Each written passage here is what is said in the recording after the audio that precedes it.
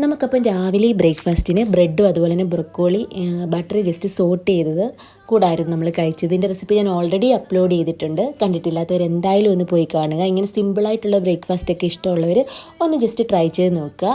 പിന്നെ ഞാൻ ഈ റോസ്റ്റ് ചെയ്ത ബ്രെഡിലേക്ക് കുറച്ച് ജാമും കൂടെ തേച്ച് കഴിച്ചായിരുന്നു. അത് നല്ല കോംബോ ആയിരുന്നു. ഒന്ന് ജസ്റ്റ് ട്രൈ ചെയ്ത് നോക്കുക. ബ്രേക്ക്ഫാസ്റ്റ് ഒക്കെ കഴിച്ചിട്ട് നമ്മൾ ലുലു മാളിൽ പോയായിരുന്നു. നമ്മുടെ കോട്ടയത്ത് സ്റ്റാർട്ട് ചെയ്ത ലുലു മാളിലായിരുന്നു. ഞാൻ ആദ്യമായിട്ട് പോകായിരുന്നു.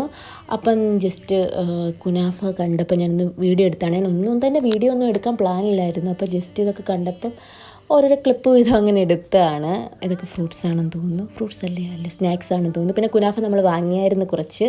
ഇത് പിന്നെ ജ്യൂസൊക്കെ. പിന്നെ അവിടെ ഒരു കുഞ്ഞു കുട്ടി ഇങ്ങനെ മിഠായി നോക്കിയിരിക്കുന്ന കണ്ടപ്പോൾ എനിക്കെന്തോ ഭയങ്കര ക്യൂട്ടായിട്ട് തോന്നി. അപ്പോൾ ഞാൻ ആ വീഡിയോ ജസ്റ്റ് എടുത്താണ്.